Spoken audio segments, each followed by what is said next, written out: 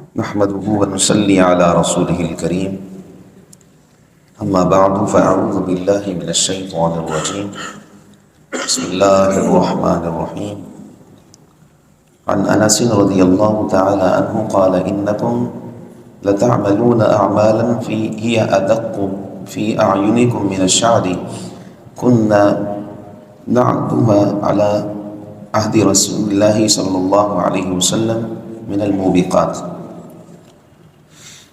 رواه البخاري كتاب الرقاق.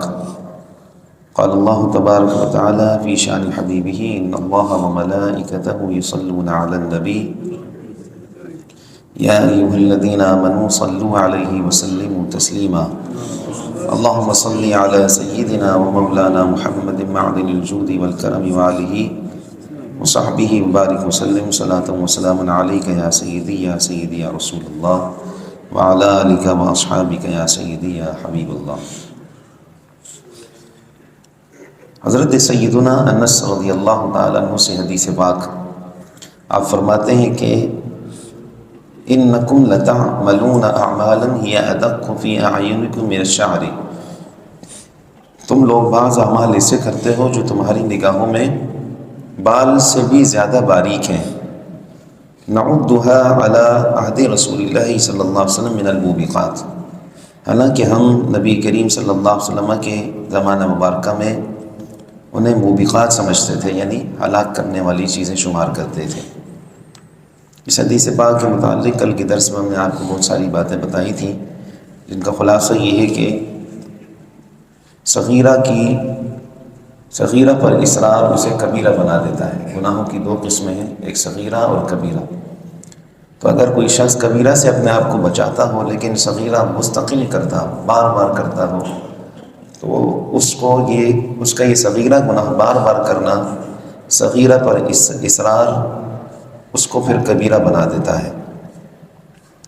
حضرت سیدنا ابو عبد الرحمن حبلی علیہ الرحمہ بیان فرماتے ہیں کہ جو شخص گناہ کبیرہ سے تو بچے لیکن گناہ صغیرہ کا ارتکاب کرے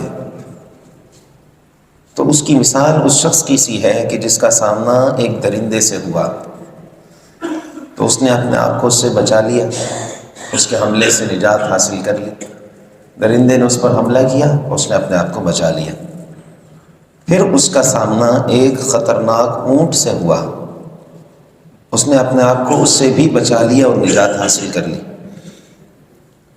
پھر اس کو ایک چونٹی نے کاٹا تو اسے تکلیف ہوئی، پھر دوسری چونٹی نے کاٹا اسے تکلیف ہوئی، پھر تیسری نے کاٹا، یہاں تک کہ بہت ساری چونٹیوں نے کاٹا تو وہ زمین پر گر گیا.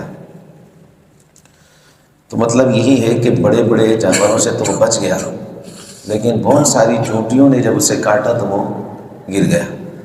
تو یہی مثال یہ ہے کہ کوئی شخص جو ہے وہ گناہ صغیرہ کرتا رہتا ہے، بہت زیادہ کرتا ہے تو پھر وہ گر جاتا ہے. حضرت سیدنا عبداللہ ابن مسعود رضی اللہ تعالیٰ عنہ فرماتے ہیں اپنے آپ کو صغیرہ گناہوں سے بچاؤ، کیونکہ جب یہ زیادہ ہو جائیں تو اپنے کرنے والے کو ہلاک کر دیتے ہیں. تو اگر ہم اپنا محاسبہ کریں اور اپنے معاملات میں غور و فکر کریں تو ہمیں پتہ چلے گا کہ ہم صغیرہ تو درکنار، کبیرہ گناہ پر بھی ہمیں ملامت نہیں ہوتی. ہم اپنے آپ کو شرمندگی اور ندامت کی طرف نہیں لے کر جاتے، ہم سے کبیرہ گناہ بھی سرزد ہو جاتے ہیں.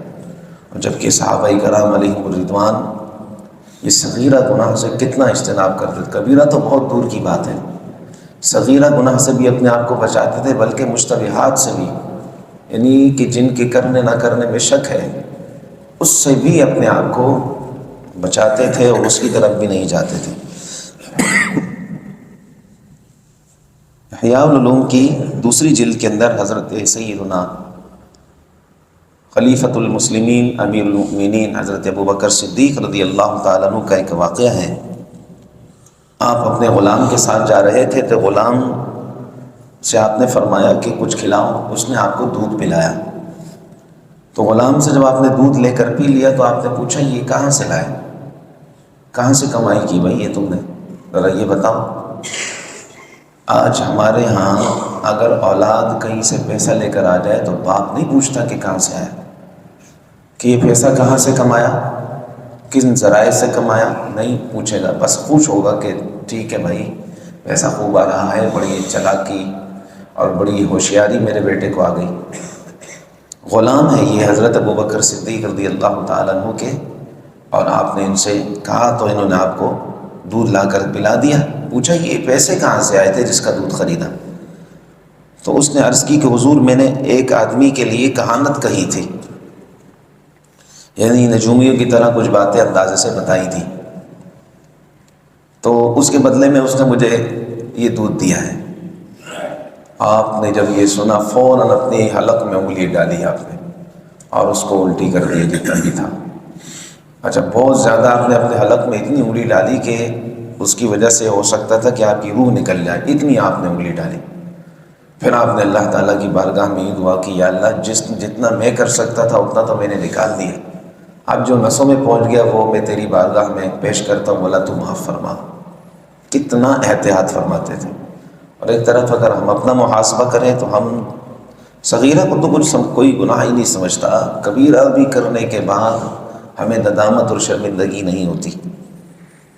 حضرت سیدنا فاروق اعظم رضی اللہ تعالیٰ عنہ کا ایک واقعہ احیاء العلوم کے اندر ہی اسی کتاب میں لکھا ہے کہ بحرین سے آپ کے پاس کستوری آئی بہت بڑی تعداد میں، اور بہت بڑی مقدار میں آئی کستوری، خوشبو ہے یہ۔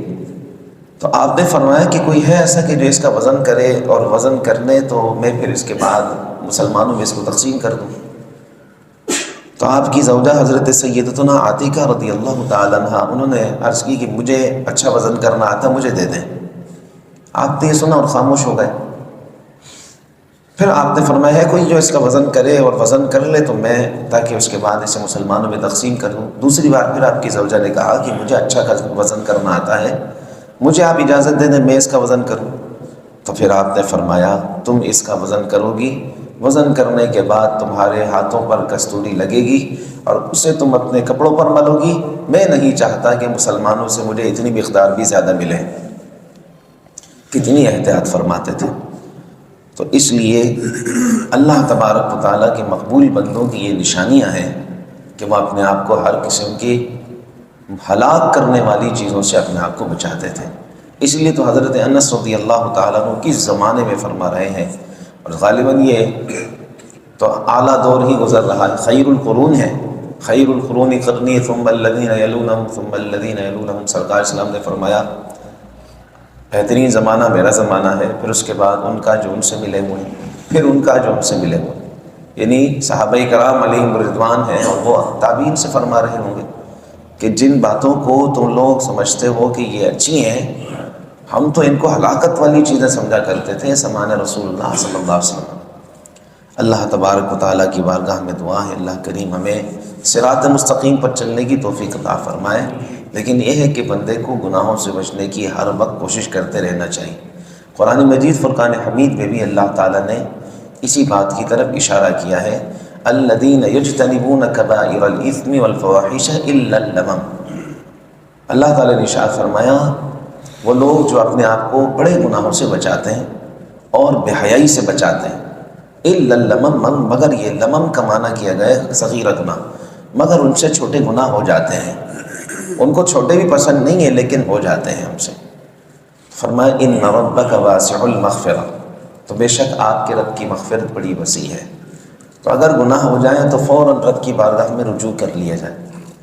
ان ربک واسع المغفرہ هو اعلم بکم، وہ تمہیں سب سے زیادہ جانتا ہے، سب سے بہتر جانتا ہے، وہ سب سے اچھا جانتا ہے کون کیسا ہے۔ تو اللہ تعالیٰ کو ہم سب کے راز بتائیں، ہمارا کوئی راز ہمارا نہیں ہے، وہ رب کا ہے۔ ہمیں ہمارے رب کو ہمارے سارے راز بتائیں، ہماری دلوں کی پوشیدہ باتیں بھی رب کو معلوم ہیں۔ تو اس لیے ہمیں ہر حال میں اپنے رب کی بارگاہ میں رجوع کرتے رہنا چاہیے اور اپنے گناہوں کی ہم وقت معافی مانگتے رہنا چاہیے۔ اللہ کریم ہمیں عمل کی توفیق عطا فرمائے، آمین بجاہ سید المرسلین وما علینا الا البلاغ۔